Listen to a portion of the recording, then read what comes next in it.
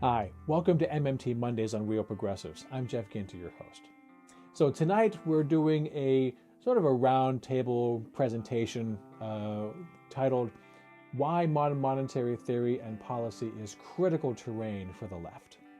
You're going to be seeing presentations from Stephanie Kelton, Pavlina Chernova, Raúl Carrillo, Michael Hudson, and it's all moderated by Alperovitz. They're really going to cover a lot of terrain. I'm not going to bother talking about it right here at the top. I'm going to let them speak for themselves. But it's really, really critical. They do build upon each other. I do suggest, watching from the beginning all the way to the end. Each speaker builds on the other. And of course, there's Q&A afterwards. See you at the end. Bye-bye. I'm Alperovitz. I'm co-chair of the Next System Project and a co-founder of the Democracy Collaborative. The Next System Project is an attempt of the Democracy Collaborative excuse me, to begin to lay out in very specific and detailed and serious ways what we mean by changing the system. So one of the things has to do with finance and banking. This report is coming out today, how to nationalize the banks rather than try to regulate them and break them up, but how to do it specifically, trying to get on to the substance. We also have on-the-ground projects developing in many parts of the country that deal with co-ops, worker ownership, community ownership, public enterprise in general. We're attempting to go both on the ground, excuse me, and also simultaneously the theory and practice and program in substantive form. So welcome to this morning's discussion. Excuse me. We have an extremely good panel, probably the best panel you could assemble on this subject in the United States and perhaps in the world. The experts that we have are leading experts in the area of monetary policy and banking issues in general. And one of the things that's happening around the country, as you probably know, there's an upsurge both in theory, which we're going to talk a lot about today, but in the idea that the banks ought to be something under public control.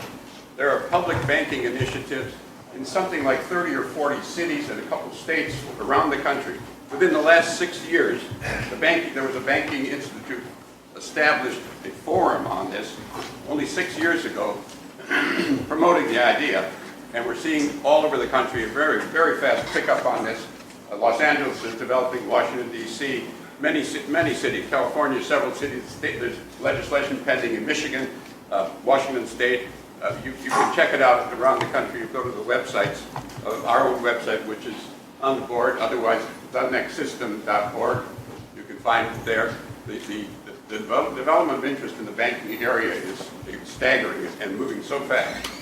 So the subject we're on to today, now that we've got our computers working, is probably the other piece of the puzzle, monetary policy and money. Because there's a revolution going on in that area as well. It's not simply the establishment of public banks, but actually getting down to how money works, a subject that has been obfuscated for many, many decades. A couple of good quotes about this I want to read to you if I can get them up, because my voice gets a little better. This is John Kenneth Galbraith. The study of money, above all other fields in economics, is the one in which complexity is used to disguise truth, or to evade truth, not to reveal it.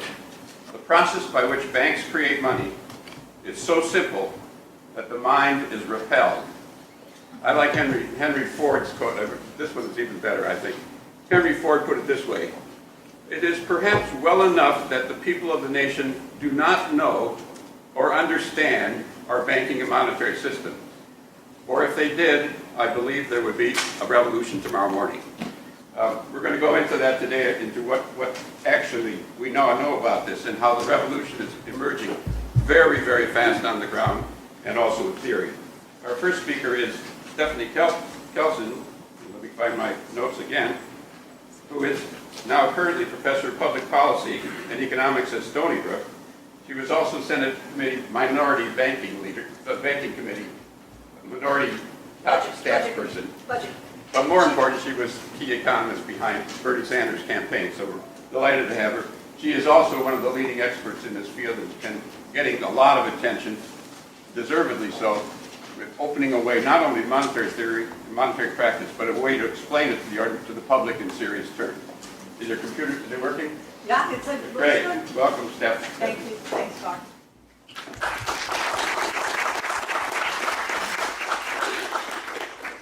Thank you, everybody. Can I blow this up so it fills the whole screen? Or not? Maybe not. Well, it doesn't matter. We'll get through it. Thank you for the opportunity to come back. I think I was here several years ago. This is my second time at Left Forum. I love coming here because the people who attend this conference are so engaged and so fun to dialogue with. So what I hope I can do, since I'm the reason that we're starting late, is to, oh, you can't hear in the back. Does this work? Does it? Well, you want me to spend another minute? It's working. It's working? Oh, God, I'm actually it. Okay. All right. Well, since I'm the reason we got a little bit of a late start, I will try to move quickly through my slides so that we can preserve as much time as possible to engage with you, because like I said, that's why I enjoy this conference. So I'm going to tee this up, I think, for the rest of the panelists here, and I'm going to try to focus my remarks on three broad topics, and I'm aiming at a progressive audience, obviously, but honestly, I give a version of this exact same talk most of the time to conservative audiences. And the response that I get in those audiences, and it would surprise you probably, is extremely positive. So what is it about what I'm going to say that can resonate with both audiences like this and with very conservative audience? When I say conservative, I don't mean socially conservative or anything like that. I mean fiscally conservative. Okay? So let me jump in, and we'll see where this takes us. Uh-oh. I gotta find a way to advance my slides. How do I do that? There we go. So as Gar mentioned, I was actually on the budget committee, not banking. So I was the chief economist on the U.S. Senate Budget Committee for Democratic side. And after that, I rolled off of the budget committee, and I went on to be an advisor, economic advisor to Bernie's presidential campaign. And so I just want to get started with, this isn't an attack on Hillary Clinton or Bernie. I'm going to pick on both of them just a little bit. But this is just to tell you the kinds of things that progressives are up against when they propose a big, ambitious agenda. Okay, so what happened? Bernie Sanders runs for president on the most ambitious agenda I have seen in my lifetime, all right? And in retrospect, looking back, we see Hillary Clinton publishes in her book a bit of an exchange that she had with someone who was saying, man, it's awful, right? Every time we propose something, he goes bigger. We say we want debt-free college, we want to help make college more affordable. He says, let's make it free. We say we want to make health care more affordable and increase access. He says, let's just make it free, right? Every time we propose something, he goes bigger, and in his email exchange that is included in her book, she says, somebody said, this is like Bernie saying, I think America should get a pony. And Hillary, the responsible, fiscally responsible, right, voice in the room, says, how will you pay for the pony? Okay, so it's the idea that all of this stuff is so grandiose that it's beyond reality. You're out there somewhere, woo-hoo, we can't afford these things, right? So this is what we're up against as progressives, putting forward a bold agenda. This, again, is Hillary Clinton. This is from years before the 2016 campaign. And this is when she's a senator, and she's out there and she's talking about the reality of being in Washington, D.C. And she says the reality is you cannot cut taxes or increase spending unless you can pay for it. Okay, so what she's saying is, and I worked on the budget committee, if you propose to do something, you got to show people how you're going to pay for it. If you want to cut taxes, or you want to put more money in education or infrastructure or defense or anything else, you got to show where the money's going to come from. How will you pay for it, right? And the Congressional Budget Office has to take a look at it, and things are supposed to be done in a deficit-neutral way, so that you're not adding to future deficits, so that you're not increasing the size of the national debt. This is the idea, right? Everything has to be paid for. Okay, So Senator Sanders gets accused of putting forward a big proposal and not paying for any of it, right? Everybody knows that. That was the accusation. But that wasn't the reality. That's not what he actually attempted to do. He actually attempted to play by the Washington rules, which are, you gotta pay for the stuff you want to do, right? So if you go down his agenda, every item on the agenda, you could really draw a line from what it was he was proposing to the source of revenue that was supposed to pay for it all. Whether it was Medicare, infrastructure, making public colleges and universities tuition free. If you actually looked at what he proposed, it was paid for in the conventional sense of the word. Now, obviously, if you have to find the money, as Hillary Clinton says, then where do you look when you need money? How do you pay for stuff? Who's got the money? Well, obviously, the rich people have the money, right? So it's a natural place to look when you're trying to find the money to pay for a big, ambitious agenda. You go for the billionaire class. Or you go for Wall Street, and you say Wall Street will pay. Okay, so if it's making public colleges and universities tuition free, which was one of the things he proposed, the pay for on the other side of that was a tax on Wall Street speculation. We all heard this probably 100 times. All right, so how do progressives, how should we talk about this? How do you pay for a progressive agenda if these are the constraints? Because this is the current narrative. You have to find the money. Okay, who's got the money?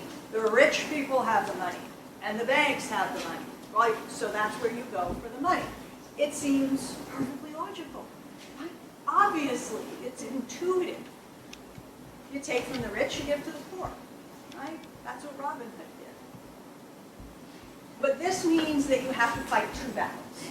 You have to fight for the agenda that you're fighting for, and you have to sell the policies on their own merits, and you simultaneously have to wage war on another front, which is you have to fight to raise the revenue. You have to get people to vote for the tax increase, or the closing of the loopholes, or whatever it is that's giving you the additional revenue. So you're waging two battles when you do this. My spending proposal is this, and here's where I propose we get the money. And this one can't happen unless and until this one happens, and you have success on the revenue front. You're going to fight two fights, and it actually means that you are, in a very real sense, dependent upon the rich. Because you can't feed a hungry kid. You can't fix crumbling infrastructure. You can't provide health care for all unless and until you can claw some cash away from the people who have it, right? You need their money. It makes you dependent upon the wealthy. So I think progressives should ask themselves, what is the purpose of a tax? What is the purpose of a tax? And if your instinct, if your impulse is to say, to pay for the stuff we want, my suggestion is you're doing it wrong. Okay? You're getting it wrong. This is something that, interestingly enough, a former head of the New York Federal Reserve Bank, can you imagine Geithner doing this when he was head of the New York Fed? I can't. But back in the day, in the 1940s, the New York Federal Reserve Bank was headed by a guy named Beardsley Rummel. And Beardsley Rummel wrote this really important piece, 1946, called Taxes for Revenue Are Obsolete.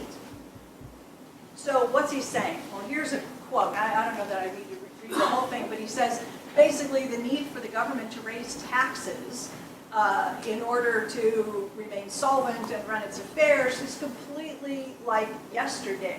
We don't do that anymore. Why? Because we have a central bank and because we went off the gold standard. And the fact that we changed the monetary system in this fundamental way opens up space for us to do stuff we couldn't do before when we had to find the money. Somebody says, where are you going to find the money? They're really asking you to, like, look on the, there's a pile of money somewhere, somebody find it. Or, like Robin Hood, there's gold out there. We can rob the rich. You're trapped in a gold standard framework when you're operating in this frame of mind that money is a finite thing that exists somewhere. It's physical, and you got to find it, and then you got to go get it in order to spend. Raúl says, no. That's not how it works in the modern era. And by the way, modern in the 1940s. right? And we still haven't caught up with this reality. So Rummel goes on to say the purpose of the tax is not to fund the federal government. The purpose of the tax is, well, multifold. One important thing it does is it allows the government to remove some money from the economy so that you don't overheat the economy through government spending. So in other words, taxes help you keep a lid on inflation. If you just spent money into the economy but you didn't tax anything back, you'd run the risk of overspending, overheating the economy, and causing an inflation problem. Another thing taxes do is they affect the distribution of income. You lower taxes on some folks, they end up with more take-home pay, higher disposable income. You raise taxes on others, you take some money away, you impact the distribution of income. And you use taxes to incentivize or disincentivize behavior. Carbon tax is a good example. You don't want as much pollution, you don't want certain activities taking place, put a tax on it. You want to encourage certain other things, like people driving electric cars, give a tax incentive, right? With some form of a subsidy to encourage that. And the last one is, he says you might want, for some reason or another, to have a line item where you can keep track of a certain program, like, for example, Social Security or the Highway Trust Fund or something like that. So taxes do a lot of stuff that's important. What they don't do is provide the government with revenue that it needs in order to operate. All right, so go back to this picture. You don't tax the rich because you need their money in order to feed a hungry kid or fix a crumbling bridge. You tax the rich because they are too damn rich. And extreme concentrations of wealth, especially, but also income, are bad for the functioning of the economy, are bad for democracy, right? That's the rationale for taxing the rich. Not because you can't do other things unless and until you can get money from them to pay for it. You tax Wall Street speculation because you want to discourage certain behaviors, not because you need their money that you raise from a financial transactions tax in order to pay for free college. Think it through. Suppose you said, we're going to make public colleges and universities tuition-free in the U.S. It's going to cost about $70 billion a year to do that. All right? Now, to pay for it, we're going to put a tax on Wall Street. So every time somebody buys stocks or engages in derivatives trading or bond trading, they're going to pay a small a transactions tax. That's our tax. Okay. So now you simultaneously have said you want to break up the banks, you want to make banking boring, you want to shrink the size of the financial sector, and you have made yourself completely dependent upon what in order to fund your education proposal? Wall Street speculation. So not only do you need Wall Street to continue to speculate, but you're going to need them to do more of it over time and grow because of the amount of money needed to pay for college is going to grow. So you don't want to hitch your wagon to the very thing that you loathe and are trying to shrink as part of the overall economy. So, but there is a rationale for doing it, right? And that would be to discourage certain behaviors, not to fund programs. Okay, so my argument is that when we think about the government's financial operations, we tend to do so with reference to our own. So we think of the government as like a household. I would say, well, I can't go on spending more than I take in year after year and borrowing. I'd go broke, right? Everybody knows. And so we think of the government like a household. This is a huge mistake, and if progressives do it, they need to stop it right now. The federal government is nothing like a household. Completely different set of rules the federal government plays by as compared to all the rest of us. We want to go out and buy a car tomorrow. We have to have the money in the bank or be able to prearrange the financing. The dealership is not going to let us drive off the lot with a car until we have secured the financing to pay for the car, right? So what these letters here are, the TAB is taxes and borrowing. Okay, what we think is that the government prearranges its financing, that it collects taxes from the rest of us, that it engages in borrowing when it sells bonds, it arranges the financing, it raises the revenue, it has money, and now it goes out and spends. The spending comes last. That's completely backwards. What happens in reality is that the federal government, House, Senate, get a budget together. If the budget passes, there's an appropriations process. It is through the appropriations process, the budget authorization, that the government spending is triggered. That's how the government pays for everything. Budgetary authorization, or sometimes an omnibus or a continuing resolution, right? That's what happens. We spend first, and the taxes and borrowing are secondary. They happen later. The rest of us can't do this. Money matters, and the fact that the federal government has control of the US dollar, creates it, issues it, is the sole source of the US dollar, can never run out of money. I said the currency, not other types of money, things denominated in dollars. The currency itself is clearly, you could try to create it, but you get arrested for counterfeit. You can't do it. You can't create high-powered money either. All right, so the government's money is special. How should progressives answer the question, how will you pay for it? It's a trap. It's a trap. Don't fall into this, okay? Here's a perfect example. Here's a senator who is learning to avoid this trap. This is Senator Brian Schatz from Hawaii. He's put forward legislation for what he's calling debt-free college. He did an interview with Fox recently. They said, how are you going to pay for it? And he said, I reject the idea that only progressive ideas have to be paid for. We can work on it as we go through the process, but I think it's a trap. And it is. And he's right not to want to answer it. It's a trap. What they're really asking is not how will you pay for it, but who will pay for it. So the question is designed to get you to name the enemy. Who's going to be footing the bill? In other words, who's paying the tab? T-A-B, right? Who's paying the tab? Don't answer that question. When it comes to Medicare for all, I think it's perfectly reasonable to say, look, we're talking about a sixth of the U.S. economy. We're talking about a healthcare system that is the most expensive in the world, where we spend around $10,000 per capita. The next closest to us is Canada, at closer to $6,000 per capita. If we move to a more efficient healthcare system, Medicare for all or something like that, we're talking about eliminating the middlemen and the entire apparatus that goes with it. It's a huge hit, I think, to the U.S. economy, because you're taking all kinds of economic activity and pushing it out. So, I mean, I've kind of half tongue-in-cheek said you might need tax cuts to pay for Medicare for all. The bottom line is all this pay-for stuff is built around the idea that deficits are bad. Dr. Evil told us a long time ago that deficits don't matter. Well, it turns out they do, but not the way we usually think about it. Deficits matter, but not because they add to the national debt, burden future generations, and all that kind of stuff to create an instability in the economy. Deficits matter because the government's deficits become surpluses somewhere else in the economy. Guess what? Dick Cheney knows it, and the Republicans know it. How do I know that? Because they just passed tax cuts that will add $1.5 trillion to deficits over the next 10 years. Why did they do that? Because they know that when the government is increasing its deficit, somebody else's surplus is going up. And they know exactly whose surplus it is. They're using the budget deficit to channel financial resources to the people they're trying to help. And the Democrats could be, or the Greens, or whomever, could be using budget deficits to channel financial resources, infrastructure, real things to the people they're trying to help. Okay, so I'm going to skip this. The national debt is a huge bogey, and this is the way progressives, it's the last slide. How should progressives talk about money, debt, and taxes? Don't repeat this stuff about taxes paying for federal government programs. It's not taxpayer money. This is the wrong frame. Don't talk about the debt as if it's something that we owe.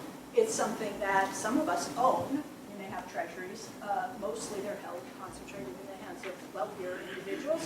And don't talk about government money as if it's something that the government needs to get from us. They're the source of the money.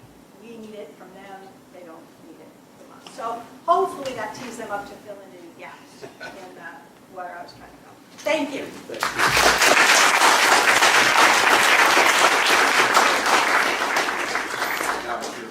Now, if you're not open, sorry about that. If you're not having questions in your mind now, you should be out of the room, because the next step really takes us deeper. So, Stephanie, we're going to have you up here too. Oh, okay. Stephanie's kind of outlining the introduction, basically, to the argument. The next person is going to give us the next step and the next step, and then we'll come back. Michael Hudson, as you probably know, is a distinguished professor of economics at University of Are you still at KC? Official, it's on the website. Okay. And he's also professor, he's at Peking University as well, and he's also a research fellow of the Democracy Collaborative. Michael is probably, been on to this for a long time. Michael, take it away.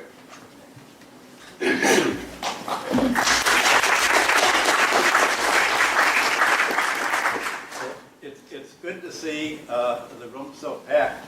The last time there was such a packed area when I followed Stephanie was in Rimini, Italy, except that was an entire soccer stadium filled with people just who came all the way from Spain as well as Italy, just to hear us talk about modern monetary theory.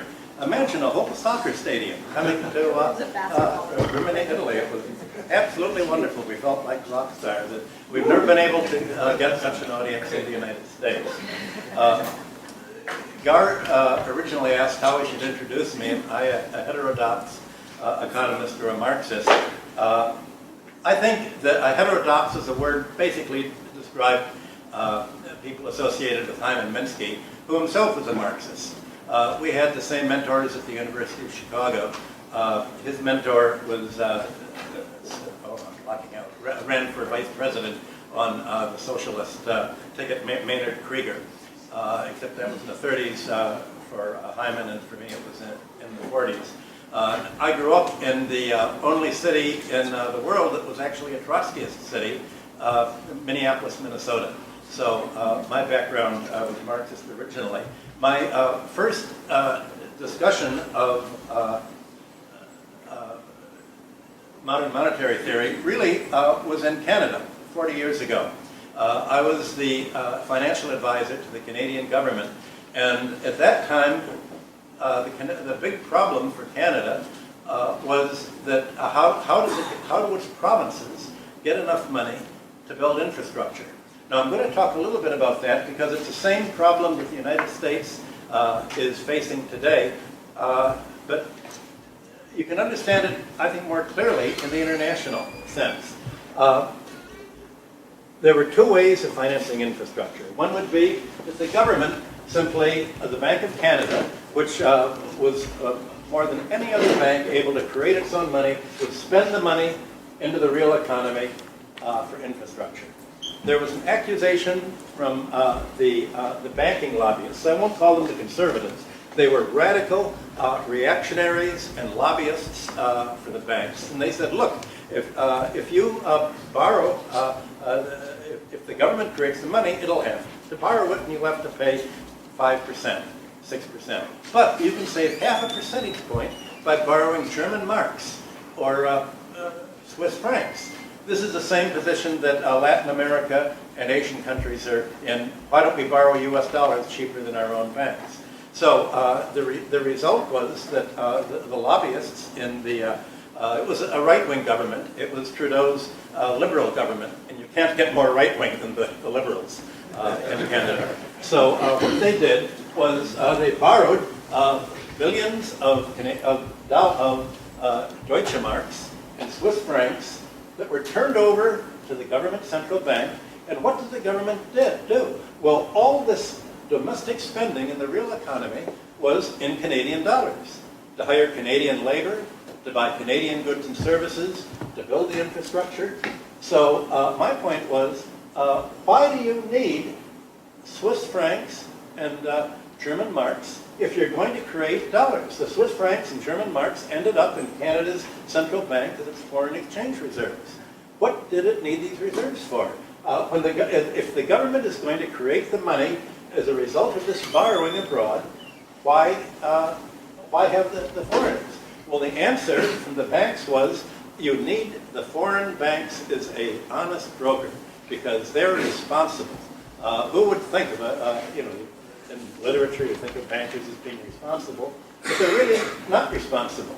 Well, what happened after 1979 was that the Canadian dollar went down and down from about $1.06 to in the 80s. The Swiss franc went way up. The German mark went way up. And the result was that Canada had to spend 50% premium on the capital as a result of having the banks work as the honest broker for that. None of this was necessary. The government could spend it into the real economy. The problem is, you saw the chart, the very last chart that Stephanie showed was the government sector putting it into the private sector. The problem is, the private sector is not just the real economy. The private sector also has the fire sector. And you can see today the ability of the government to spend money into the economy because you can see the quantitative easing. It's a $4.3 trillion. It's not money creation, it's technically a swap of good Federal Reserve deposits in exchange for junk mortgages and the altogether $29 trillion of trades with the banks. But you can see the government create bailout money to create subsidy for the finance, insurance, and real estate sector. And this is considered to be non-inflationary. But you have to ask, what kind of inflation are people talking about? When they talk about government spending into the real economy and running deficits, they say there will be price inflation. What they really mean is wage inflation. What they want to do is keep wages down. So when they talk about inflation of prices, they really mean living standards going up. We don't want that, do we? Because we call that consumer price inflation. We don't call that rising living standards. And the fact is, there's a disconnect. There's no reason why consumer prices should rise when wages go up. There's a disconnect with the largest increase in prices that we have today, whether it's housing prices, rents, as you have in New York, or medical care. So the government is able to create money now for the finance sector, but it's being blocked by this patter talk of you can't run a deficit for the domestic economy. Now, what is true for Canada is exactly what Stephanie has explained for the United States. What is the difference in terms of spending into the economy between borrowing from the fire sector? Banks can create money simply on their computers, but even if it's the rich people, if the rich people lend money to be spent, how is the price effect any different from the government simply creating the money? The effect is exactly the same. And that's what they don't get, that you don't need to borrow to spend into the economy at all. It's a kind of science fiction story, a parallel universe, as if the governments are somehow dependent on the banks. All this developed about 100 years ago, when the Federal Reserve was created in 1913 and 14. Before that, there was a crisis in the United States in 1907. The Congress had maybe 18 volumes of National Monetary Commission report. And one of the volumes was by David Kinley on the U.S. Treasury. And Kinley explained how everything that the Federal Reserve has done, creating money, moving around the 12 districts, pumping money into the economy for the autumnal drain when you have to move the crops. All of this was done by the Treasury. The difference is that the Treasury was controlled in Washington. And I have on my website from an Indian journal all of the documents of how the Federal Reserve was created, essentially to take control of the money supply out of Washington and distribute it over the banks in the various Federal Reserve districts, and even to block government membership on the Federal Reserve Board until Roosevelt's time. So you have a whole political fight between the fire sector and the government sector, and you can only understand this fight by looking at the politics of it. The charts don't help because the charts all make it appear as if we're talking about a force of nature and something intrinsic, but you need a political framework. And I mentioned before how most of the monetary theorists are Marxists, and I know there are a number here, especially from abroad, who are here. The fact is that Marx was much too optimistic about the financial system. its volume 3 of Capital was all about how finance tended to grow and extract more and more from the economy. The fire sector today essentially funds real estate. It extracts rents. It raises prices by, it backs and creates monopolies, and banks don't create money into the real economy, basically. They create money to buy companies, to buy real estate already in existence. They transfer wealth, but they don't really produce. And I'm working with Gar's group to describe the gross domestic product accounts. So we actually treat the fire sector, finance, as a subtrahend from GDP, not in addition to it. But getting back to Marx expected in the late 19th century that the historical destiny of capitalism, he wrote, was to take banking and money creation out of the feudal stage, out of the medieval European stage, and industrialize it, and essentially move towards public banking. The whole 19th century was doing this. There are 3 volumes of the National Monetary Commission report on the Reichsbank and the large German banks, and how the German banks were working hand in hand with government to finance industry. The Bank of Canada was formed to create this time. But things have not worked out that way. World War I changed everything, and now you have, instead of industrializing finance, you've had a financialization of industry. So what you're having, instead of the government spending into the real economy, it's starving the real economy. It's ever since Clinton, President Clinton, ran a budget surplus in the last years of his rule, you've had the government with a balanced budget not pumping the money into the economy, as Stephanie explained. Now, what happens when the government doesn't pump money into the economy? That means there's only 2 sources. One source, okay, is international. You borrow the money abroad in a foreign currency that you'll have to repay at a currency risk. And the other source is domestic. I just blocked. Is you borrow from the banks, or you let the banks pump the money into the economy. But the problem is the banks don't pump the money into the economy. The banks only lend essentially for the real estate, corporate raids, corporate loans. They even make loans to corporations to pay dividends. The money is paid essentially, the beneficiaries are the 1% or the 5%. So the real question of the budget deficits or modern monetary theory is who is to get the benefit of the money?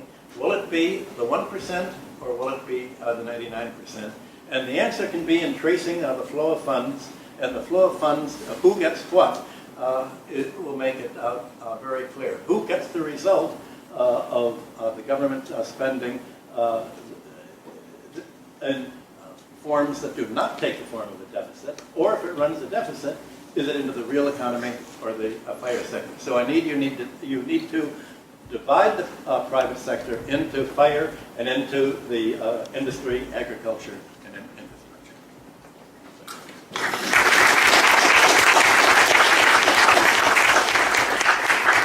So let me say, I suspect there are people out there, because I've done this myself several times, who hear the word, the banks will create the money. And that doesn't ring straight for most people, that money is actually created. Now, of course, if it wasn't created, nothing could move. Or that the Federal Reserve Board creates money. Or that the government spending creates money. Those questions are I'm sure, going to hang in the air, and to which modern monetary theory has the answers.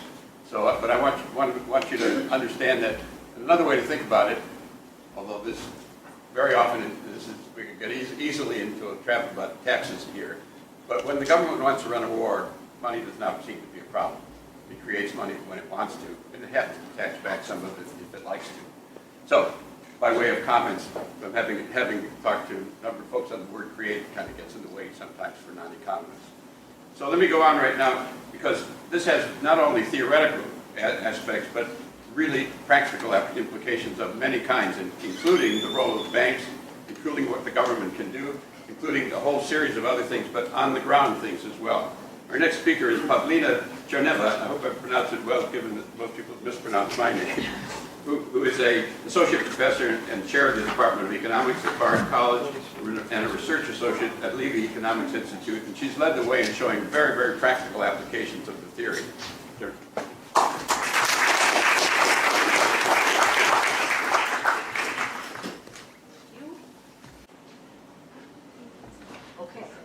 Thank you. Thank you for the invitation. It's also my second time in the left forum, and I also enjoy very much the conversation here. You are all, I'm sure, familiar with the 7 deadly sins. So today I would like to address the 7 deadly fears of economic policy.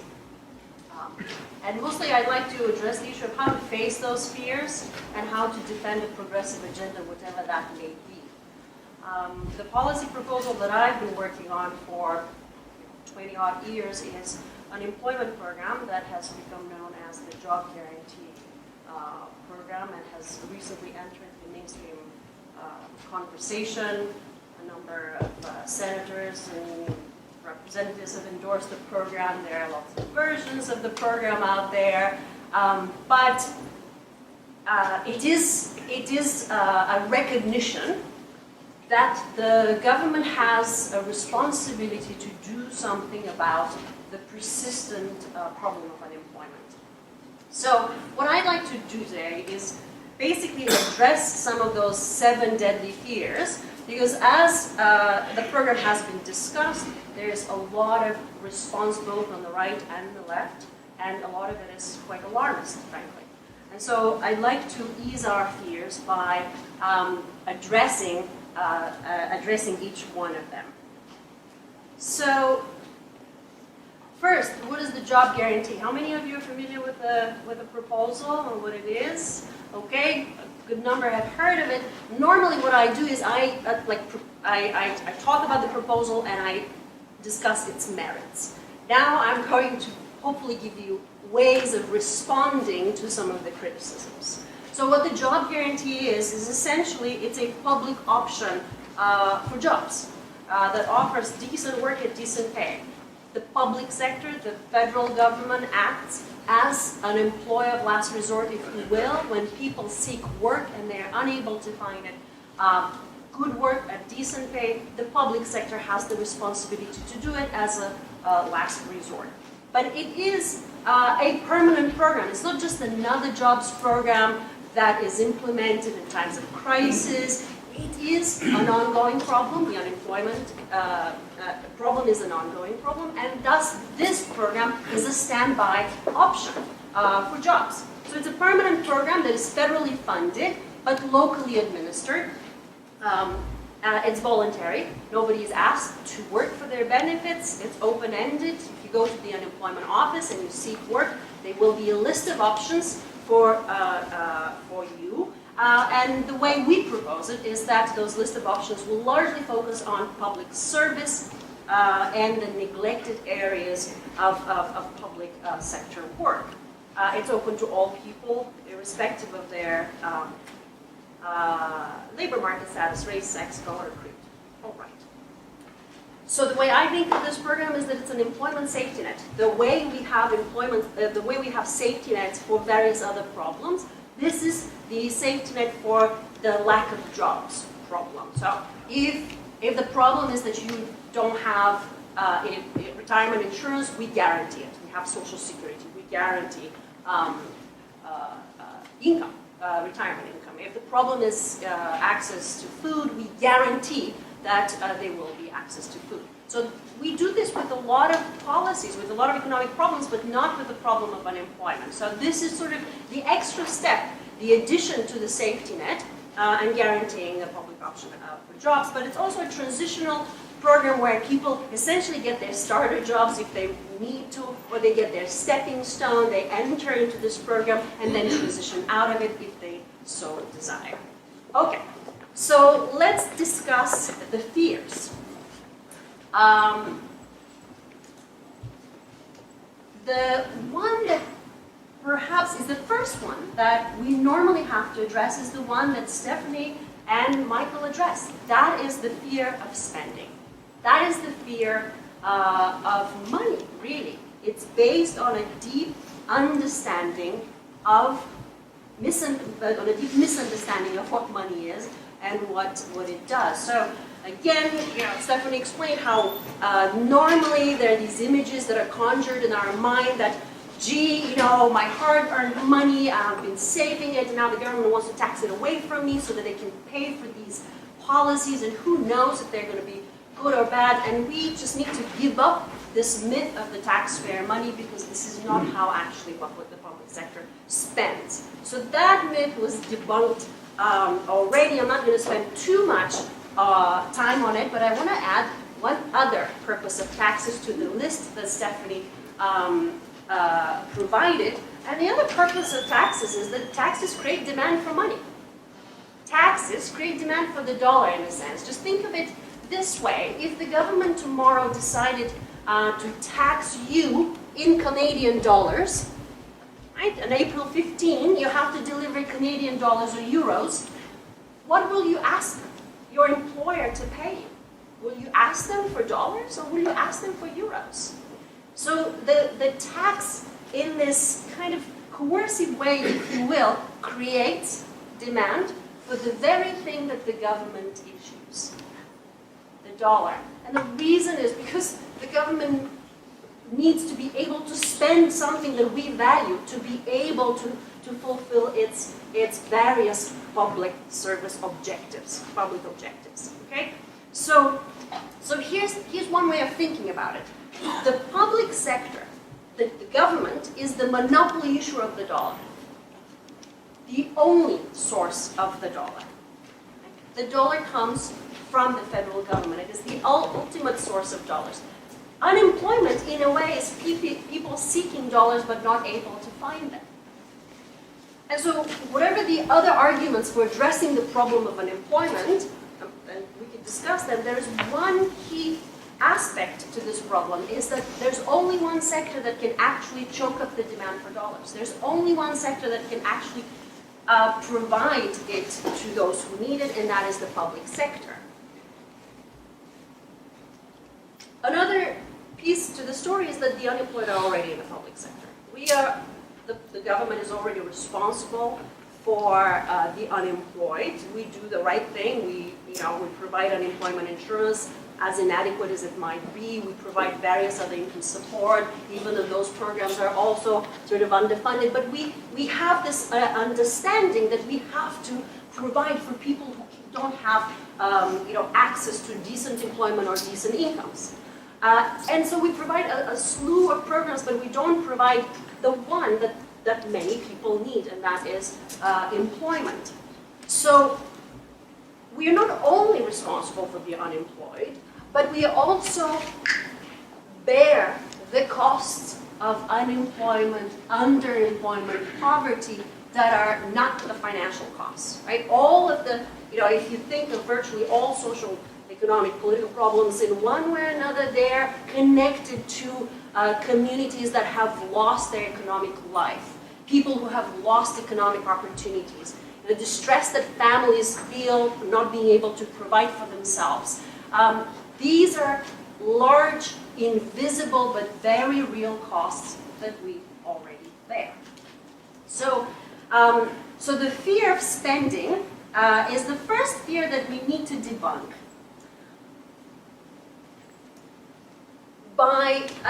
This is a bit of maybe an esoteric point, but I want to put it out there.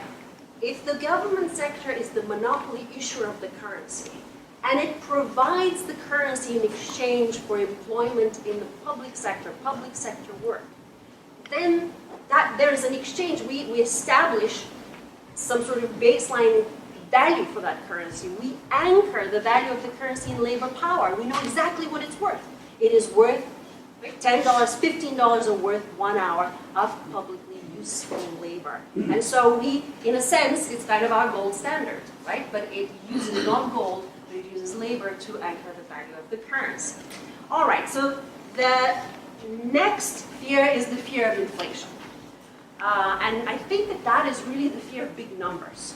Because when we estimate what a job guarantee would cost, we come up, and by we I mean my colleagues, including Stephanie, Randy, Ray, Scott Fulwiler, we have a proposal that you can find at the Levy Institute website that estimates what a job guarantee would cost. And we talk about the financial cost. So we come up with between 300, 500 billion a year to employ 15 million people. And a lot of people have said, oh gee, this is an enormous program, it's going to be very inflationary. Is $300 billion really inflationary? The Department of Defense, including the war budget, is about $900 billion a year. Social Security is upwards of $1 trillion a year. Medicare, Medicaid, Medicare is $700 billion, Medicaid is $600 billion. That's a little more actually. In either case, we understand that these are important programs, right? We understand that Social Security is an important program. We fund it, right? And there's no fear of big numbers there. But somehow $300 billion is supposed to generate this massive inflation that will erode the value of the currency. But as Michael pointed out, this is not really the problem, that just the government is going to drop a whole bunch of money on the economy to generate economic activity. A lot of people are actually worried that it might actually push up wages, that it might actually provide wages at a decent living level, right, that pay well. And we understand that the job guarantee will be the effective minimum wage for the economy. So why would you work for $7 an hour if there's a public option at 15?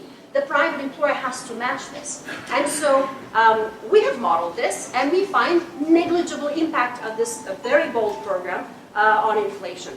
But the other thing that virtually everybody misses in this discussion is that a one-time adjustment in prices and wages across the economy, across the board, is not inflationary. Inflation is when prices keep going up. And if the wage goes up from 15 to 16 to 20 to 25 to 30, then the private sector will have to match it. Yes, that will be inflationary, but no, we are anchoring the floor. We are raising the floor, and we are anchoring it at 15.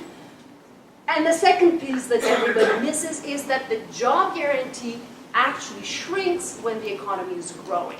When the economy is growing, when private employment is growing, when there are quote-unquote inflationary pressures in the economy, the program shrinks. So actually it's a dampening effect on inflation, not a fueling effect to inflation.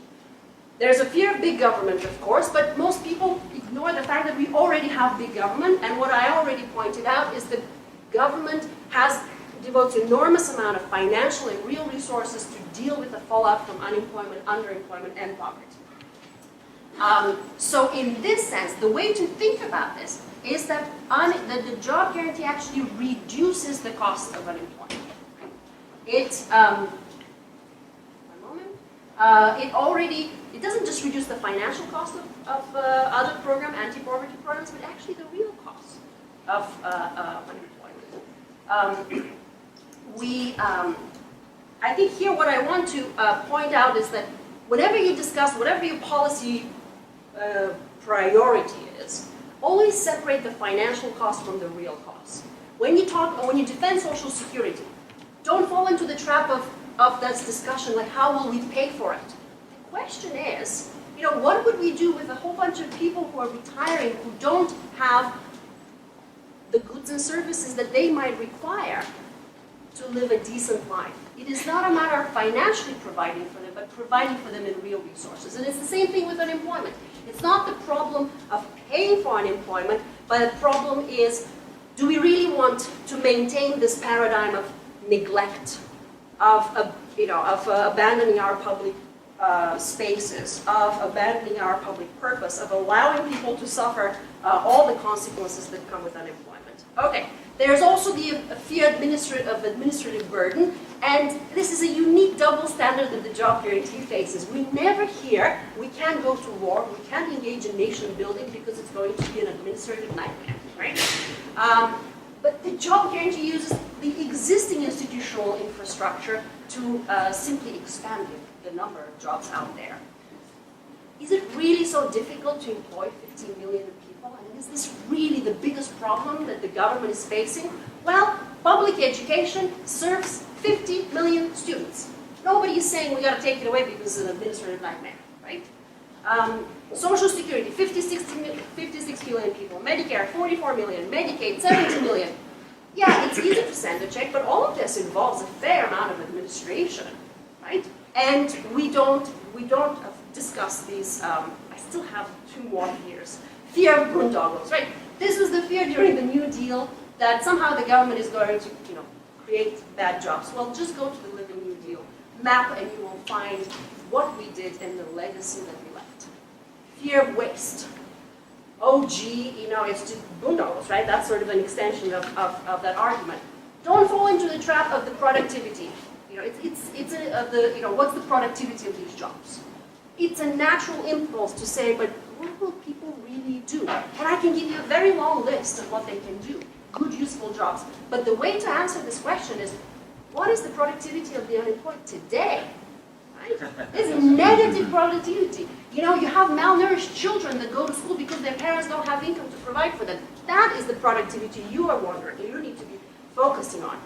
Yes, there are people who are arguing, even on the left, that artists and actors are really not productive jobs. We disagree. We believe that we have to support even those things that are not sold for profit.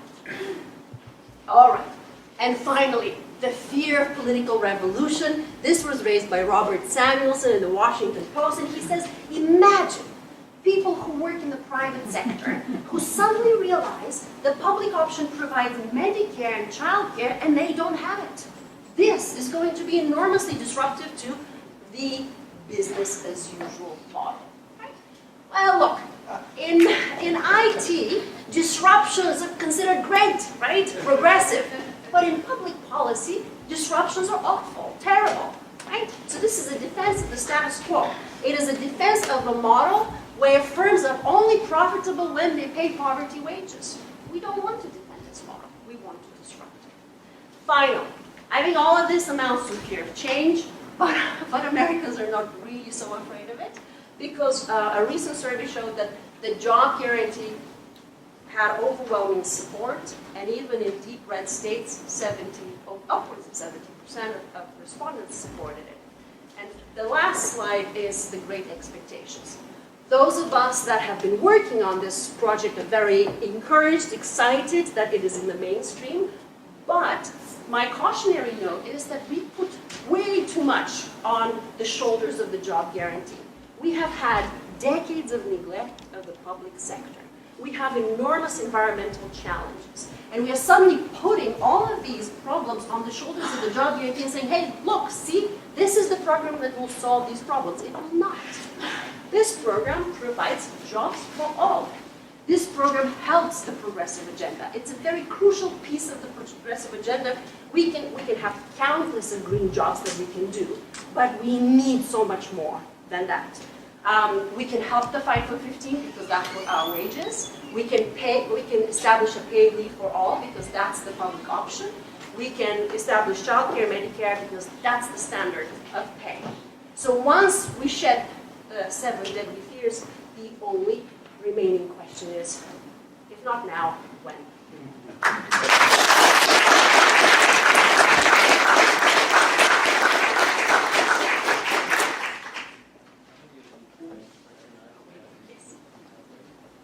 Thank you, Kathleen. So finally, if you haven't got more questions in your mind, we're about to get to, after this speaker, the question period, how you actually do it. I'm sure I'm seeing some puzzled faces, and that's the point of raising all these questions now, because the answers are forthcoming by a group of economists that are beginning to build out these kinds of theories. We actually have the leading people here in this room, but there are many, many more who come to understand the modern monetary theory, and the revolution is on all over the country in the departments challenging the old ways. There's still a few of the old folks around dominating the profession, but this is opening a big space for the progressives. And also now, I want to introduce Raúl Carrillo, pronounced it very good, who's a staff attorney at the New Economy Project and director of Modern Money Network, both. And he's going to talk about actual on-the-ground projects that he's working on and how they relate to this theory. This is the macro version, and this is on-the-ground version. Raúl.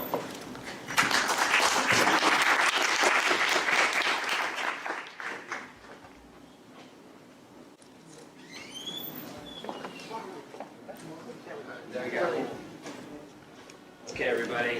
As Gar mentioned, my name is Raúl Carrillo. This is my first time presenting at Left Forum. Long-time listener, first-time caller. So what I'm going to try to do is, depending on your opinion, synthesize or bastardize some of the ideas that were just presented by three of my heroes here, and articulate those in a language that is useful, I think, to organizers, to activists, to people who are in this shitty economy, trying to heal the wounds, trying to take care of other people, trying to actually introduce some of these intellectual paradigms to work on the ground. I'm particularly going to focus on two movements that I'm a part of. The first is the modern money movement. I think we can call it a movement now. We've got a lot of energy. Maybe it's an intellectual movement. Maybe it's not an entire social movement yet, but we're getting there. And I'm affiliated with a number of modern money organizations, but principally the Modern Money Network, which a few of us started several years ago when we were law students at Columbia and met up with activists, some of whom are in the room today. And we started thinking, how does this kernel of what we consider to be factually correct analysis of the economy, MMT, connect to the law, connect to organizing, connect to technology, connect to all these other things? How can we build bridges? How can we create packages that are useful for activists and organizers to use? And over the last 5 years or so, we've held about 70 symposia in the United States, in UK, in Germany, in Australia, in Brazil, and a few other places, trying to connect MMT to other things. So that's one hat I'm wearing. The other one is that I work for the New Economy Project, which is about 20-year-old nonprofit here in New York City. And we do two things. One is we fight corporate power.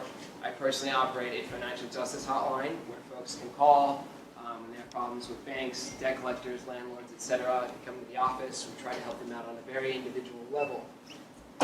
We also bring some impact litigation. The second thing that we do is community economic development. We try to build community land trusts, financial cooperatives, worker co-ops, all the good stuff that I know a lot of people in the audience are involved in already. So, you've heard what MMT is. What is the New Economy movement? Here is a quote by our dear moderator, Mr. Alperovitz, written in The Nation in 2011. The essential idea is we're trying to move out of capitalism, but we have a very, very strong focus on environmental sustainability. The production system, with fire on top of it, as Michael mentioned, is cooking us. How do we get out of here? New Economy Project has a particular focus on something called the just transition, which arose in the 80s and 90s. And the idea here is that we don't just want to go to an economy that's more sustainable. Along the way, we want to heal some of the wounds that have been caused. We want to help people who face the biggest threats from ecological disaster. That means a particular focus on racial justice, gender justice, all the various forms of social justice that need to come along with the push to an environmentally sustainable world. Here I have two quotes from two organizations, one that we work with called Uprose, which is a Puerto Rican community-based organization in Sunset Park that is both trying to defend the community here and lead to a just recovery in Puerto Rico. The second little letter over here is really just a point of personal pride.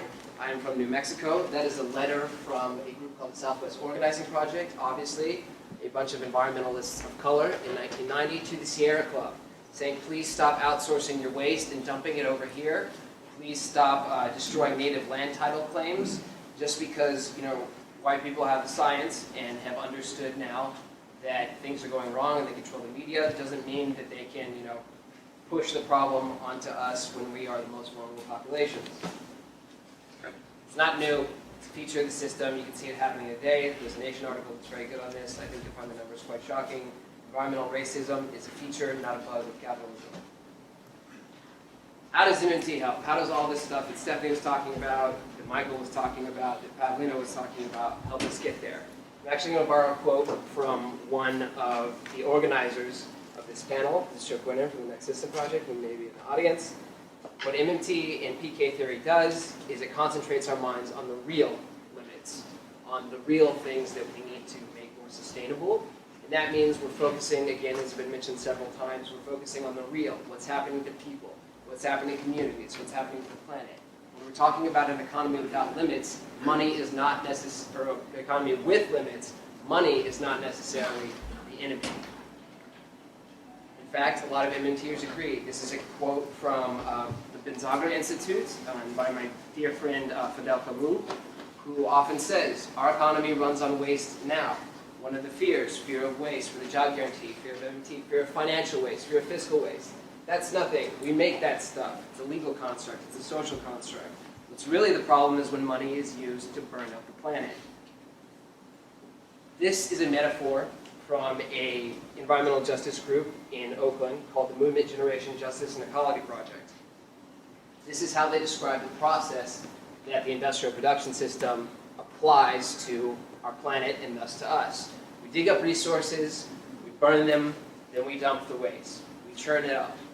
This is terrible. It's killing us. We already know this.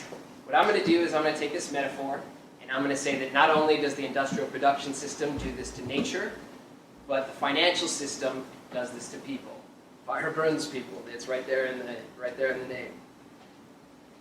And of course, the way that the system treats the planet is the way that the system treats people. There are lots of traditions, leftist, post-colonial, that talk a lot about this. I think I don't need to repeat that or go into depth on that point here for this audience.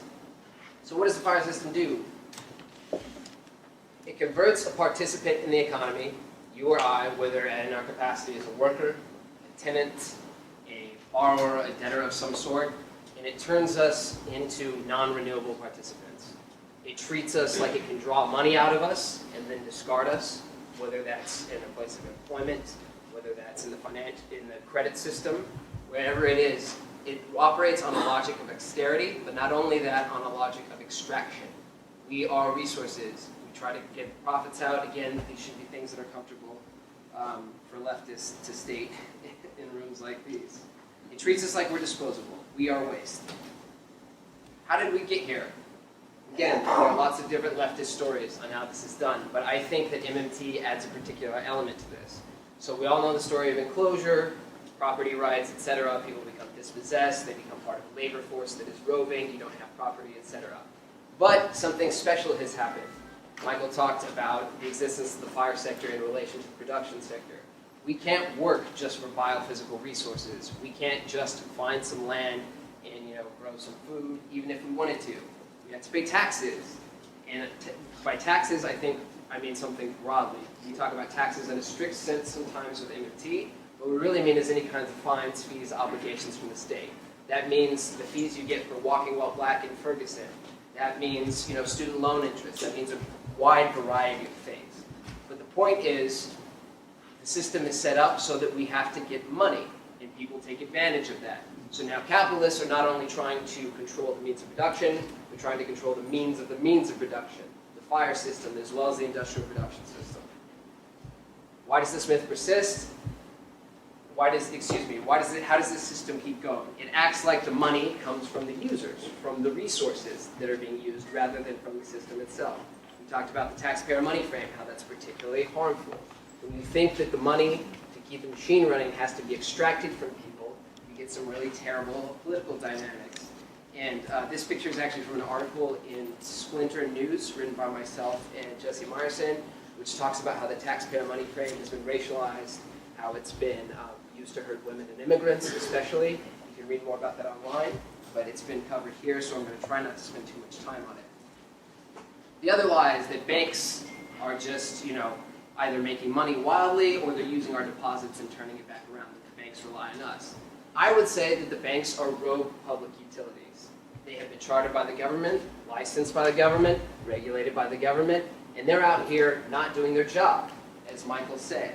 And so when we talk about pushing them to do particular things, we have to recognize that it's even worse than we thought. They're powerful. They have the money power. They can create and generate credit at the point of lending. And they can do a wide variety of other things. They're very, very terrible. We can get into that later. If someone in the audience wants to ask me a question about divestment and what MMT means for that in banks, I'd appreciate that because we probably don't have time to get there now. All right. So austerity makes room for financial extraction, as Stephanie said, as Michael said.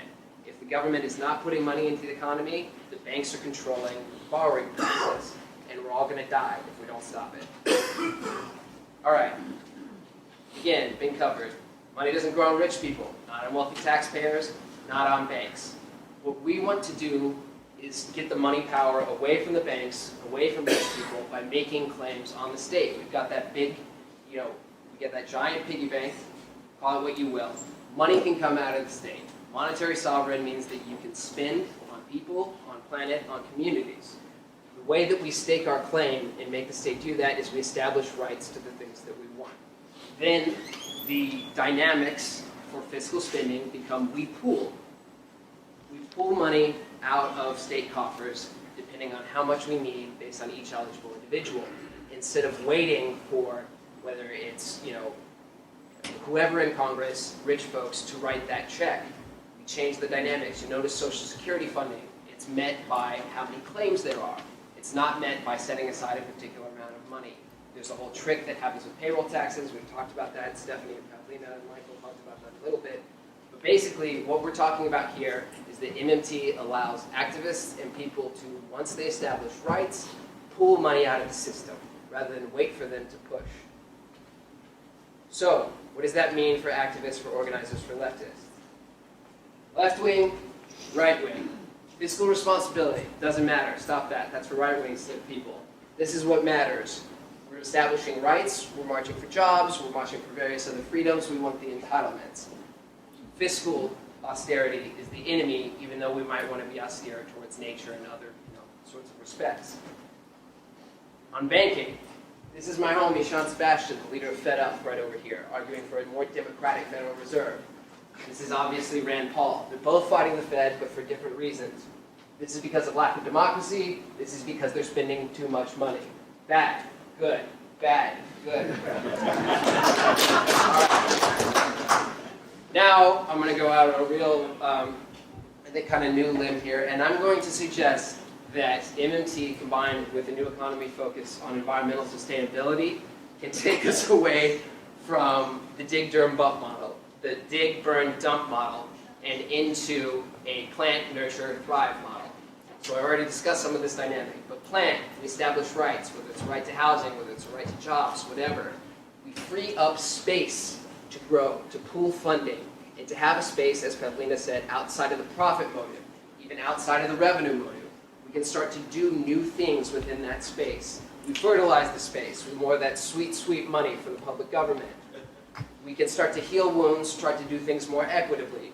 People from bad sectors will leave to new jobs and a job guarantee. People from bad buildings will leave to new houses and new forms of shelter with the Homes for All movement that's going on, and et cetera, et cetera.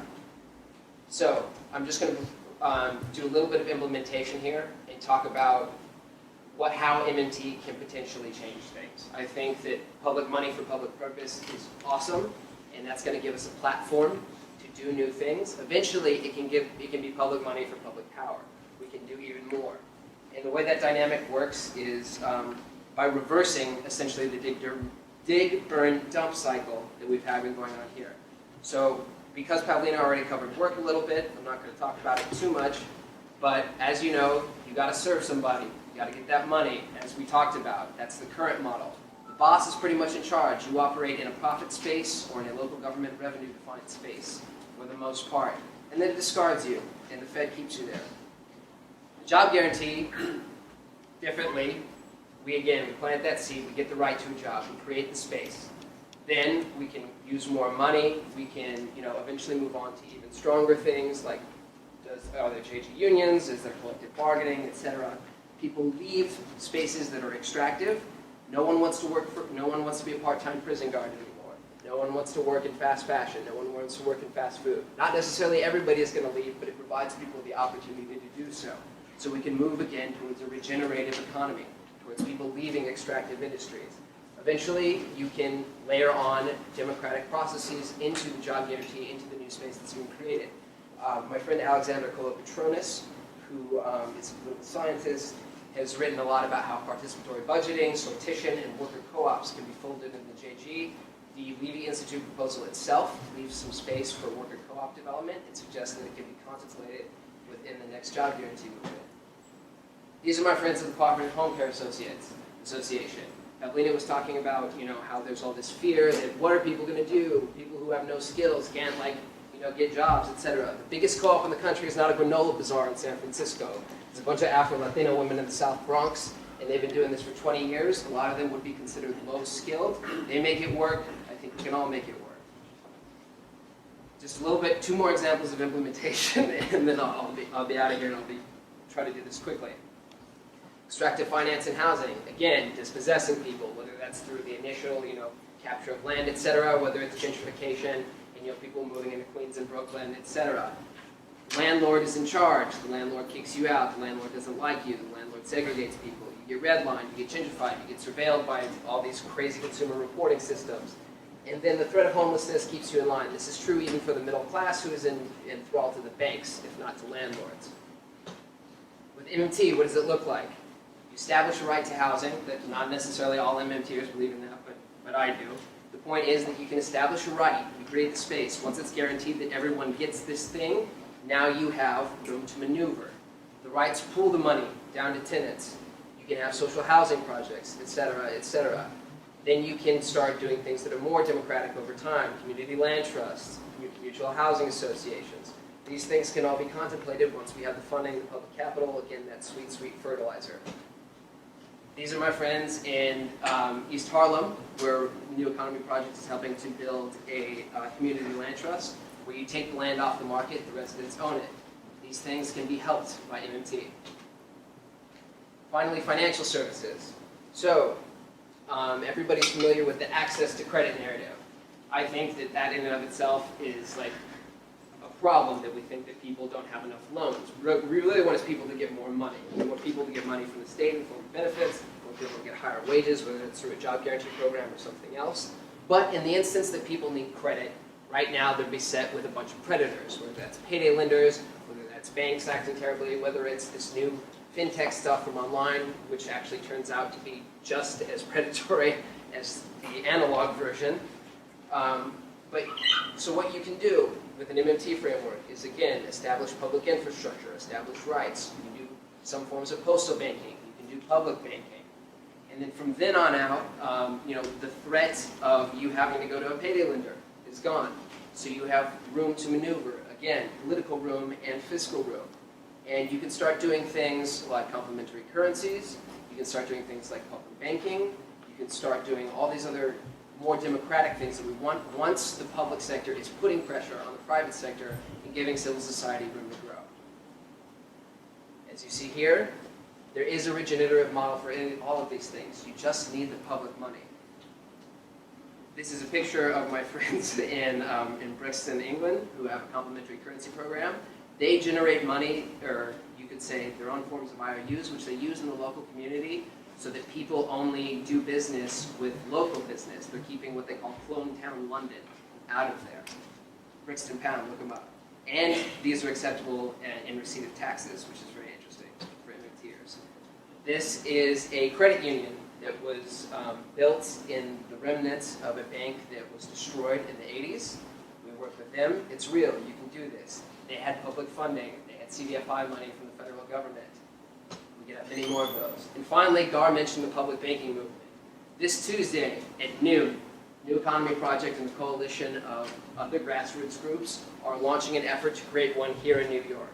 And the idea there is that, yes, the public bank will generate credit to lend to democratic enterprises. Ideally, we want federal money. Federal money is not coming right now, but this is something that is powerful, that municipalities can do.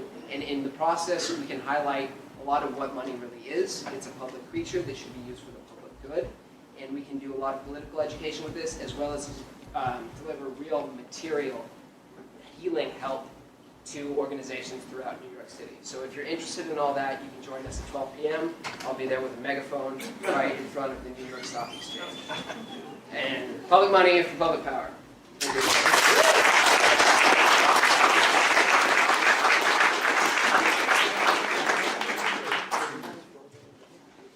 So, if you all don't have questions now, those who don't, let me just say one thing. I'm from Racine, Wisconsin, and I had an aunt who ran a little tiny Jewish bakery, and she used to say, you know, during the Depression, there wasn't any money around, and then they decided to run a war, and there's all kinds of money around. Why can't we do that when we want to do that? That is probably the point. So, let's go. Questions, starting right there. Oh, okay. My name is Joy. I'm here with Real Progressives. A lot of you guys probably know that we're independent media who talks about MMT. I am actually having Congressman Raúl Carrillo back on my show on Thursday. I wanted to ask Ms. Kelton. I know the article came out recently about Roe's new FJG plan, and you were quoted. I'm just kind of, for our viewers who are watching, can you just kind of explain what your thoughts are on that? Because I really, I'm going to discuss it with him for sure on Thursday. Well, let me just say something quickly, just based on the number of hands that shot up. I want other people. Okay, so the question is about a proposal for a jobs program that is being introduced by Congressman Brook. And she's just asking me, there was an article in which I was quoted in part saying something about this proposal. So, look, like Kathleen said, this is in the House. There are Senate versions. Some are more ambitious than others. Some are genuine job guarantee proposals. Others are not. While they're oriented around trying to create more jobs, they are dependent upon incentivizing the private sector to try to cajole them into hiring more workers. In the case of Congressman Khanna's proposal, that's supposed to be done through subsidized, mostly private employment. So, he and I have worked together on some things in the past, and I like him very much. What he's putting forward is not a federal job guarantee of the kind that we've been working on and pushing for a lot of years. Senator Sanders is going to come out with the other end of the spectrum, which is the biggest, boldest program of them all. Senator Booker and some others are talking about pilot programs. So it's, there's a menu of choices out there. Some do what they're advertised as doing, which is guaranteeing employment. That means if you want work and you don't have it, you get to work. You get a job, and you get a job at $15 an hour with benefits. Okay, that's a federal job guarantee. Anything less than that should really be described as something. Thank you so much. I appreciate Let's it. go to the other side of the room.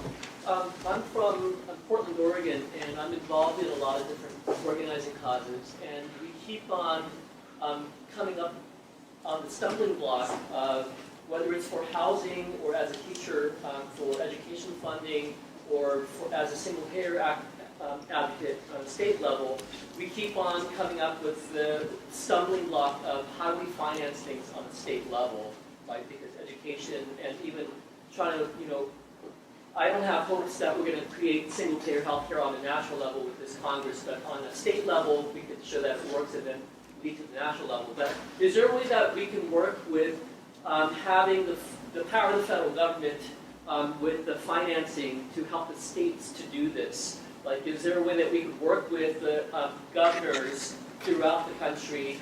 Because they would love to not have to deal with financing public education. I mean, after Prop 13 and similar kind of measures all over the country, if there is a way that the federal government could really help the states with definitely education, but housing, even, all kinds of things. Who would like that one? Go to the microphone. I mean, look, my view is that these are public goods, and that public goods require public funding. And So you're right back at Raúl's sweet nectar, or whatever it was. It is going to be extremely difficult for states to pony up, if you'll use the pun here, for funding something like that. Maybe California could do it. Okay, but you saw what happened in Vermont, and you can imagine, right, what's going to happen, especially as prices escalate, and the same thing has happened with college costs and so forth. So I think that, look, overwhelmingly there's support. The public wants single payer. I mean, there's overwhelming support for education too. I prefer to keep fighting for those things to be federally funded rather than to start anticipating or pushing for movements to get states to take this on themselves. Way back there. Loudly, please. MMT explains that the government can borrow with no limit. But why doesn't MMT change the structure of the system? Currently, by law, the government must sell its debt to banks or bank deposits. So I would think that the banks love your plan because the banks, being profit-making institutions, will be making even greater profit out of even greater borrowing by the government. Your question sounds like something I've written. No, seriously, I point this out all the time. It is incorrect to say MMT says that the government can borrow without limit and imply, therefore, that we should continue the financing arrangements that we have today. Because as you rightly say, when the federal government today runs a budget deficit, which means the government spends more money into the economy than it taxes back out. So let's say the government spends $100 billion in, but it only taxes $90 billion out. Somewhere in Washington, someone scribbles on a notepad, the government ran a deficit of $10 billion. Now, whenever the government engages in deficit spending, there is a requirement under current law that the government has to offset that deficit spending by doing what? Borrowing, offering bonds. So now I put 100 in, I take 90 out, I leave behind 10 in the economy. Now I hold up treasuries, and I go, who wants these instead of the 10 I just spent into the economy? And lo and behold, someone out there would rather swap the 10 in cash for the 10 in US treasuries. Why? Because I'm offering interest on these. The question is, why am I doing that? Why am I doing that? This is a pure subsidy. I'm offering to swap out your cash, which is non-interest bearing, and replace it with this interest-bearing alternative that is the safest, most liquid financial instrument in the global credit system. And you get interest, and you don't have to take any risk. So I say all the time, why doesn't anybody ever suggest not doing that? And that is something that Congress could, of course, decide to do. The fear, though, is that it would just amount to printing money, and then you get all the stuff Paulina was talking about. So you got to get people past the next hurdle, which is that it would be inflationary. Way back in the green shirt. Or gray. I was wondering if modern monetary theory can be used to help solve the problem in Venezuela or Greece. I don't want to get Michael? Venezuela's a mess. It can't solve the problem of when its debt is denominated in a foreign currency. There should be a basic principle as an extension of modern monetary theory. No government should borrow in a currency that it doesn't create itself. This is why China and Russia are borrowing in their own currency. If you borrow in dollars, then you have to hold dollar reserves, and you have to end up extracting, somehow earning export revenues, and essentially transferring them all in the form of buying dollars. That's what's supporting the dollar today. The dollar is going way up against the Latin American currencies, the third world currencies, because all of a sudden there's been a flight. There's a realization that Venezuela and Argentina cannot pay the debts. The debts are, not only are the debts too large, but the foreclosure process that's being run by the predatory hedge funds are stripping the economy and making it look like Greece or Latvia. So my conclusion from modern monetary theory is if we're going to introduce it, it's not going to work until we have a debt write-down. And as you know from other talks here, Argentina's and Venezuelans' debt are odious debts. They shouldn't be taken care of. The problem is that Venezuela's debt, owed in dollars, is secured by Venezuela's oil resources. The dictatorship that America installed in Venezuela by mass target assassination progress had the Venezuelan government promise to securitize its government, its foreign borrowings with its oil reserves. And the oil reserves, there's a massive embezzlement from it. Only about 40% of its oil reserves are turned over to the government. This is a political problem that cannot be solved without a debt write-down. And that is a political conclusion that I draw from modern monetary theory.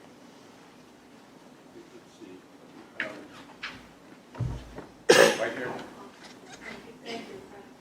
I'm going back to the beginning with Stephanie. Okay. It seems to me that this whole thing is predicated, first of all, on not being on the gold standard, which we're not.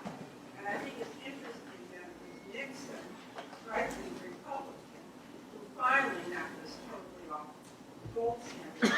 The other thing it seems to be predicated on is very strong central government control, because we're talking basically, don't throw stones at me, but it sounds like, to me, it's printing money.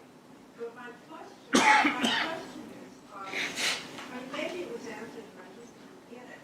These are very interesting worthwhile programs, but if the individual states implement programs, now we have a situation where they vote bonds, right?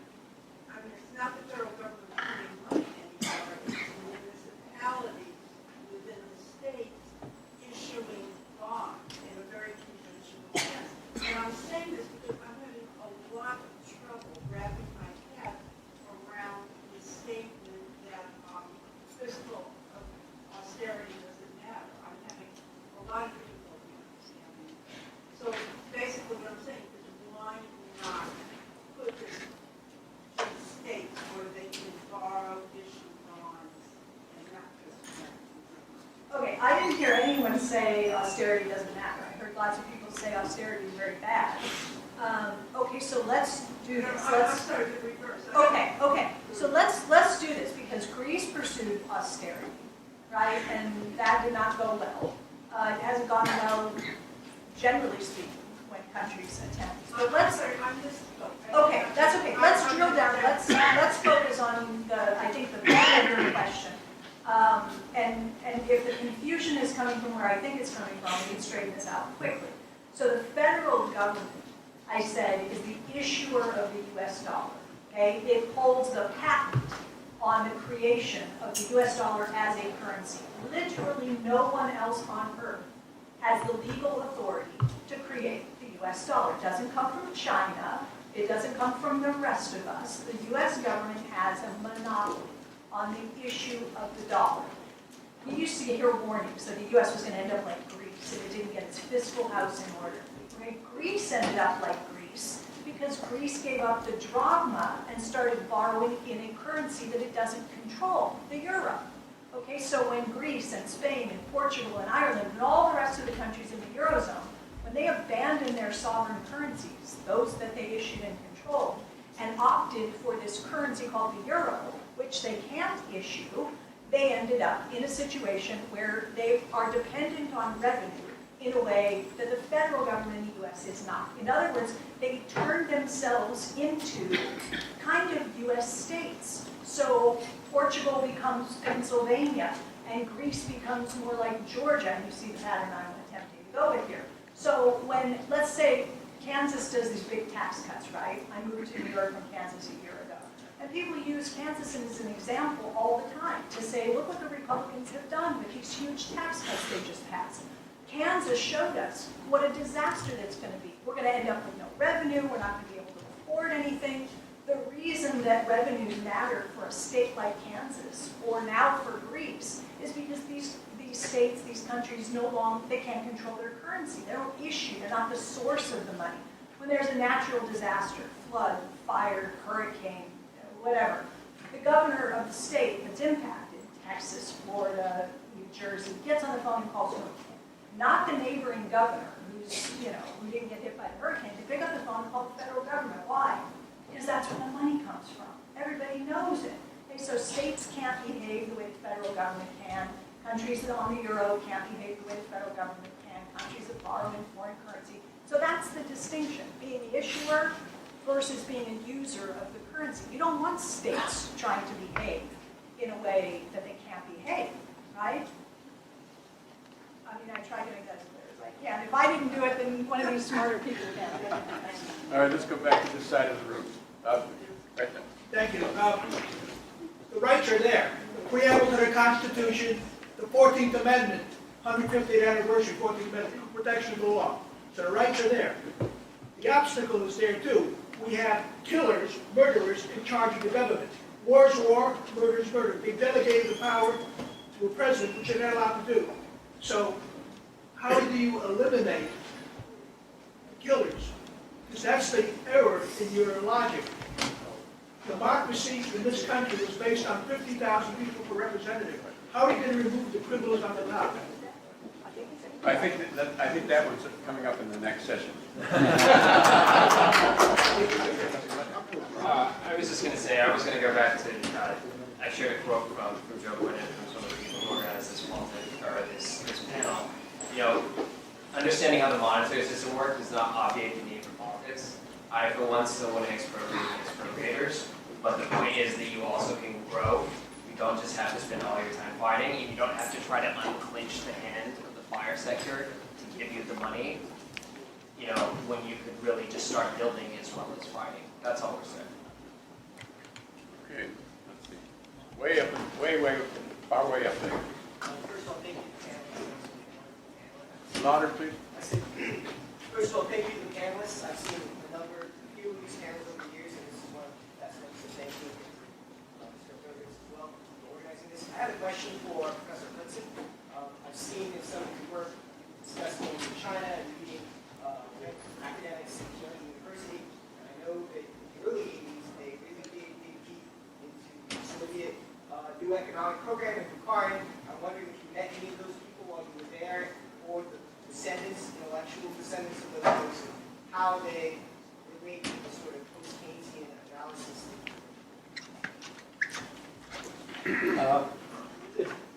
Most of the discussion of MMT is at Tianjin University. They sent a number of people to the last Minsky conference at Levy Institute. Every 2 years they have a conference in fictitious capital.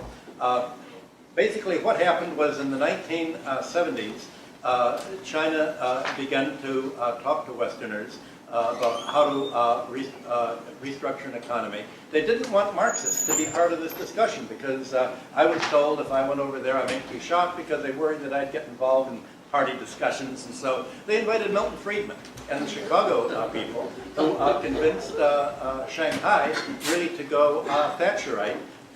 This is spread now to a lot of people in Beijing, so the center of modern monetary theory is now Tianjin, and that's where one of my colleagues at Peking University said, Marxism is the Chinese word for politics, not economics. They've followed public ownership. The advantage of what they've done monetarily is the Bank of China can create enough money to finance industry and capital formation. The advantage of having a public creditor is you can cancel the debts and there's no crisis and nobody's going to overthrow you. Because when a major Chinese important corporation can't pay the debt, the Chinese bank writes it off, and they're writing off debts owed to themselves. If they let in private banking, and that's the fight that we were all discussing in Beijing last month, if you let in private banks and you cancel the debts, you'll wipe them out. And then they'll really fight. Just imagine if the U.S. banks go into China, begin to make loans, to Chinese companies, how do you make loans? You make more reckless loans and easier credit and than Chinese banks can do. You'll bid, the loans will bid up the price of real estate, increasing the cost of housing, and then if China writes them down, the bank, you can imagine, the American branches of the banks in China will go under and you'll wipe out the American banking system. I thought that if this is their plan, you know, I'm all for it. They said, no, they haven't thought of that. So again, it's a political discussion of just how you're going to do it. Okay, I'm looking for a question from Paulina. Anybody got one? Yes. I need some help with the International Trade Education Squad of the Park Slope Food Co-op. And we need some help from the brilliance here to link the international trade agreements into this conversation. And I'll be at the door with showing you how you get in touch with us. Thank you. I'm indifferent as to who answers the question. But in listening to the presentation, it may not be a number, but it may be a circumstance that is the answer. So I'm curious, is there a point of legitimate concern for an imbalance in government deficits or ledger accounting?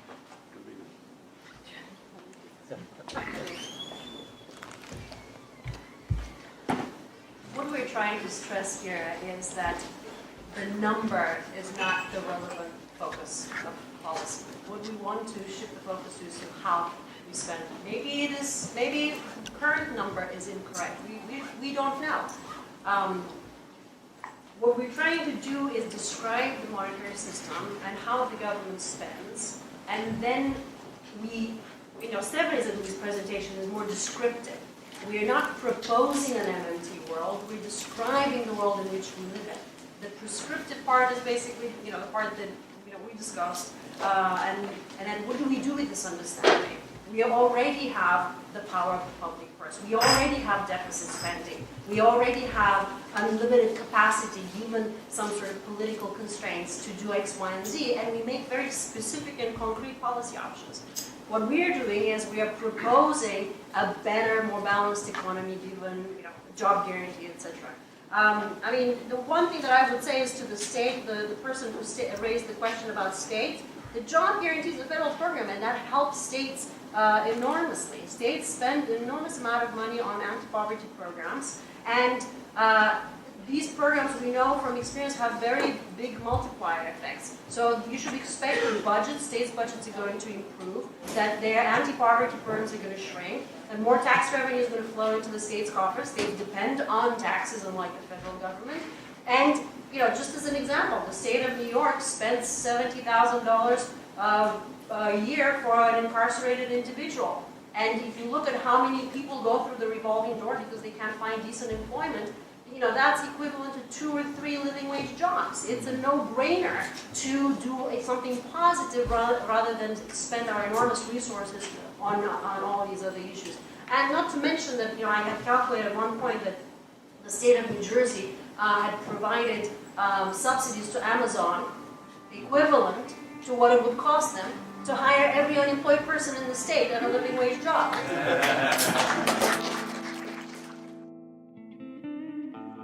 Hey, so welcome back. What did you think? There was a lot of ground covered there. I'm particularly enamored of Raúl's presentation. There's a lot of fire there. He really brings the social justice home.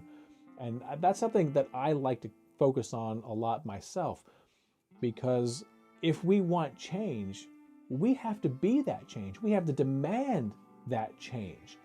So that really, to me, goes hand in hand with modern monetary theory. As Bill Mitchell, often says, it's very nonpartisan, modern monetary theory. It just simply speaks to how the economy actually works. And when you understand it, you can be a complete right-wing government, a complete tyrannical government.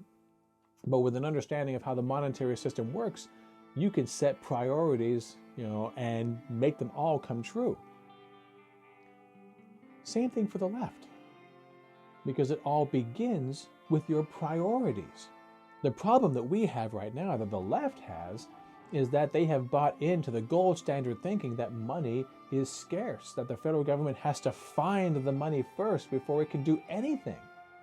Therefore, Medicare for all, I'm sorry, we just don't have enough money. It's too expensive. Green New Deal, I guess we're all burning to death now from the sun because we can't afford to do anything. Hope you learned how to swim. So the left desperately needs this information because it has successfully sat down time and time and time again. Pete Buttigieg is going around saying that the debt and the deficit are scary things and they need to be talked about, dealt with. Why? Why does he have to just simply bend over and take it, roll over and show his belly? That's ridiculous. That's not how the economy works. So social justice requires an understanding of the monetary system so that you will not be limited in your reach. You will not be stopped by people who don't understand the economy or don't want you to understand the economy. You won't be stopped. People will rise up. People who would otherwise be unhappily sitting down, wishing, gnashing their teeth, if only we could do this. No, modern monetary theory shows us how we can do this. It is simply currency analysis and how it operates throughout the economy. And when you understand that, you can set priorities accordingly. They could be right-wing or left-wing. You choose. And that's the point. We can stop limiting our vision. See you next week.